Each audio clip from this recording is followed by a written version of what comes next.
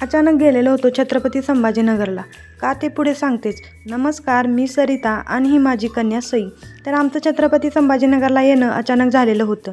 खरं तर ना आम्ही पुण्याला जाणार होतो, पण आमच्या मॅडम काय ट्रेनमध्ये अजिबात गप्प बसत नाहीत आणि तिचे पप्पा सोबत नसल्यामुळे तिला सांभाळणं खूप अवघड होतं, कारण ती एका जागी अजिबात गप्प बसत नाही.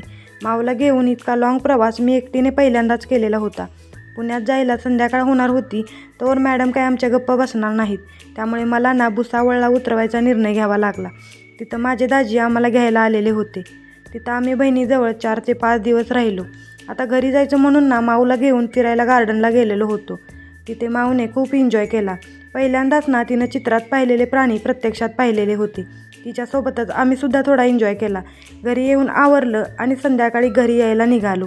माझी दुसरी बहीणसुद्धा तिकडेच आलेली होती, त्यामुळे येताना सोबतच घरी आलो, कारण आमच्या दोघींचं सासरसुद्धा जवळजवळच आहे. सकाळी सकाळी उतरलो पेटनाक्याला. पेटनाक्याच्या अलीकडे माझं सासर आहे आणि पलीकडे बहिणीचं सासर. मला आणि माऊला घ्यायला ना पप्पा आधीच येऊन बसलेले होते. फायनली आम्ही 15 दिवसांनी परत एकदा गावाकडे परत आलेलो होतो. भेटूया नेक्स्ट ब्लॉगमध्ये. बाय.